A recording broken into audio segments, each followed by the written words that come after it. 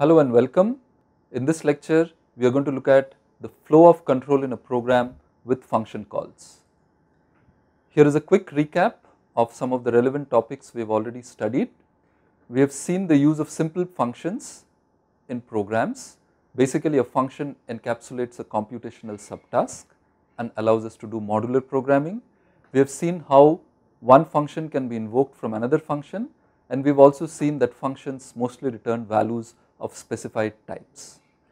We have also looked at in some detail the contract centric view of programming with functions. In this lecture, we are going to see in great detail how control flows in a program when a function is called and when a function call returns, and we will see that this flow of control is implemented through activation records and call stack.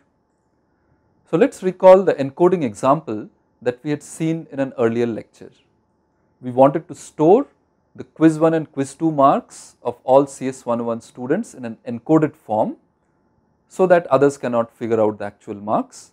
The encoding strategy we had decided upon was that the ordered pair of marks m comma n will be encoded as 2 raised to m times 3 raised to n, and we are going to assume that all marks are integers in 1 through 10.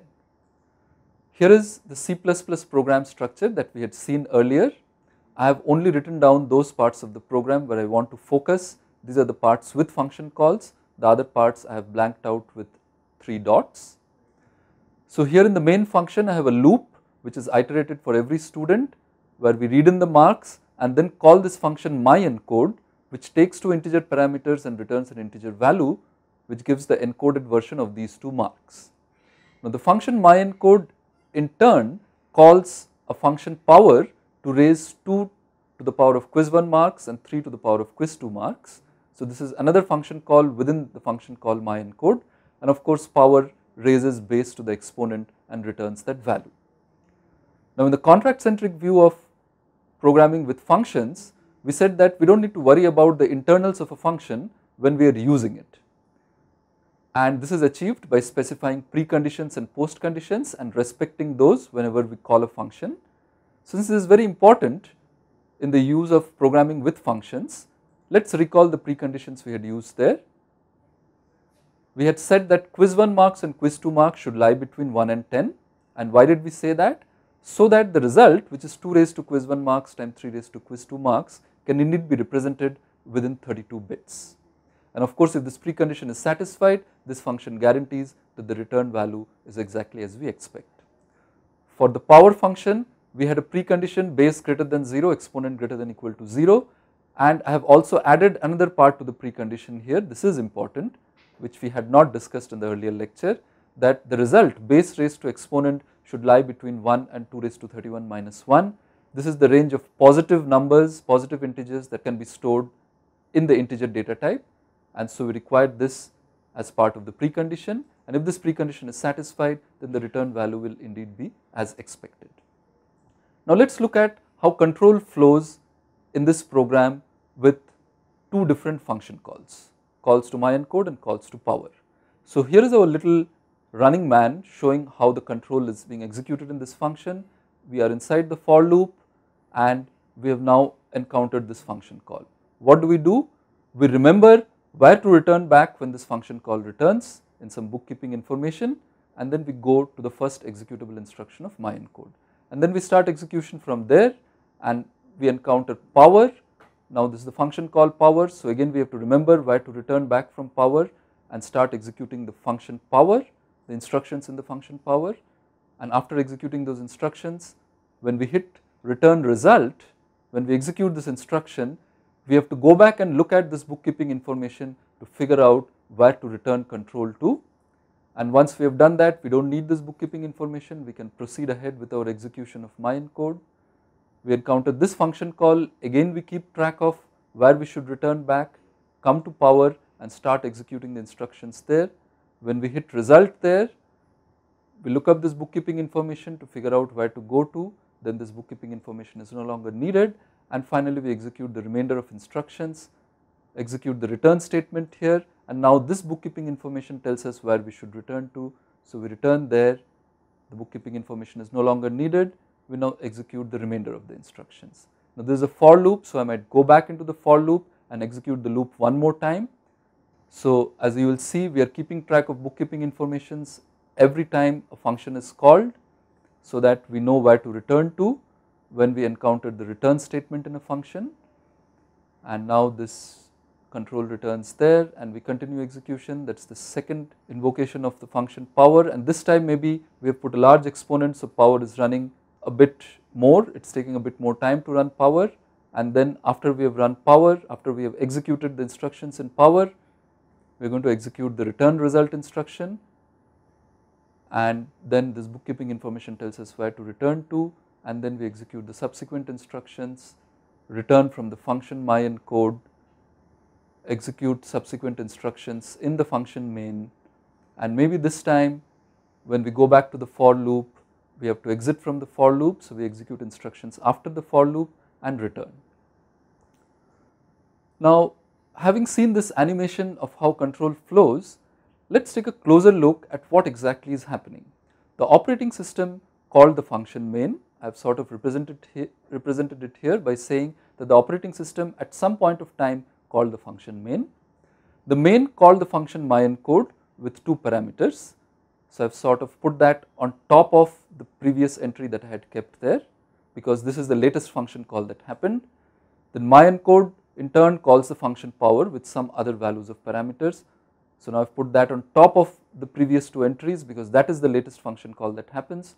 So now when power returns, I have to look at the latest function call that happened, and I have to figure out where to go back to in myencode. Specifically, I will go back to exactly the location, exactly the instruction where myencode called power, and after that this entry is no longer needed. Then myencode calls power again with different values of the parameters. So I store that information on top of this stack of information, because that is the latest function call that happened.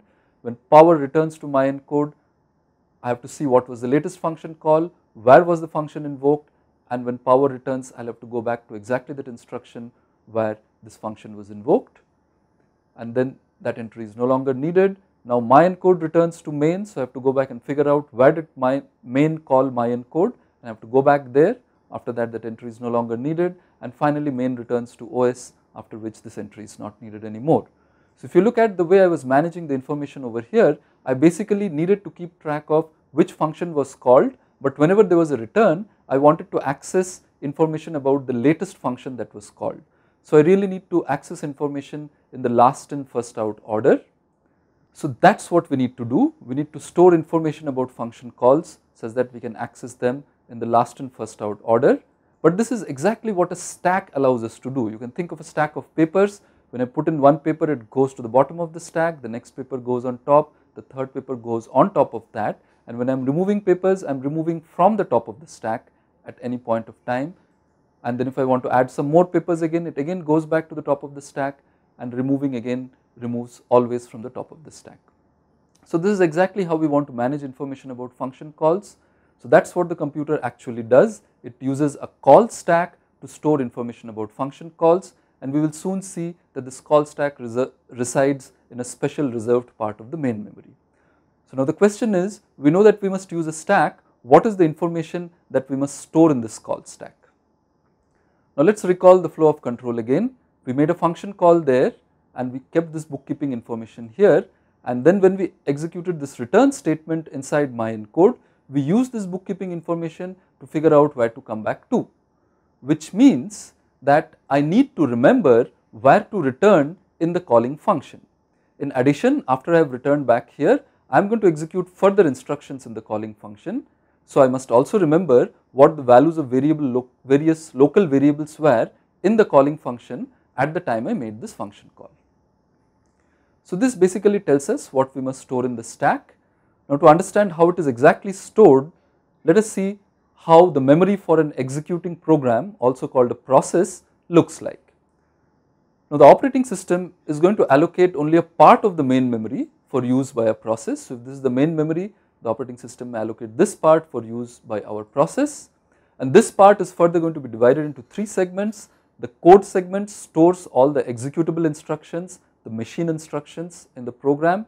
The data segment is used for dynamically allocated data. We will see this in a later lecture. The stack segment stores the call stack that we have just seen.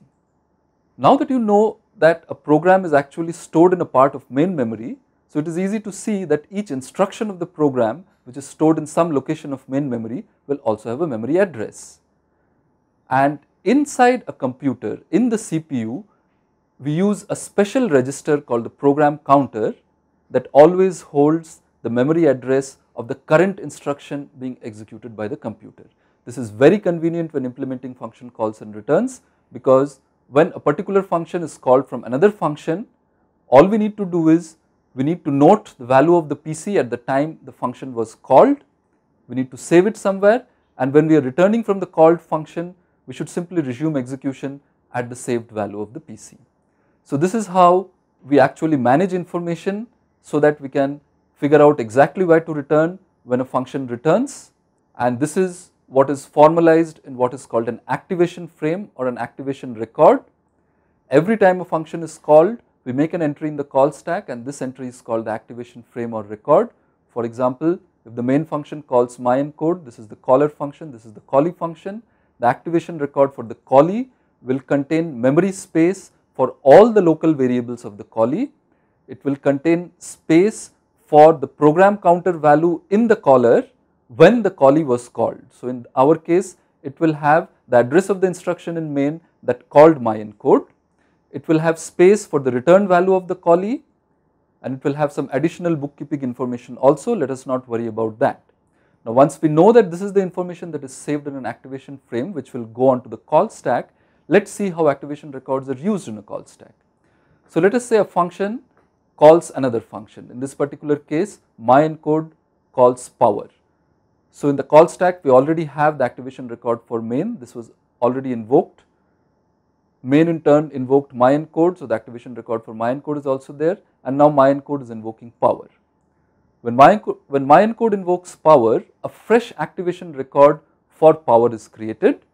The values of all these function parameters from the calling function to the called function gets copied from the activation record of myencode to the activation record of power. The PC value of the caller, the address of the instruction that called this function power is saved here in this yellow thin rectangle here. Other bookkeeping information is updated, and finally the activation record of the callee is pushed onto the call stack. What happens when a function returns? In this case, when the power function returns, its activation record is popped out from the call stack. The return value of this function, here we had a return result, the return value was reciting in the activation record of the power. It will now be copied to the activation record of the caller, which is now on top of the stack. The value of the PC, which was the location in myencode where power was called, will be popped from this activation record and loaded in the PC of the CPU. The activation record of the callee will then be freed up, and an execution will resume exactly at the location given by this updated value of the PC. That is the instruction in myencode where power was called. So in summary, in this lecture, we looked at flow of control in function calls and returns. We looked at how memory is laid out for a running program, which is also called a process, and we saw the use of call stacks and activation records in function calls and returns. Thank you.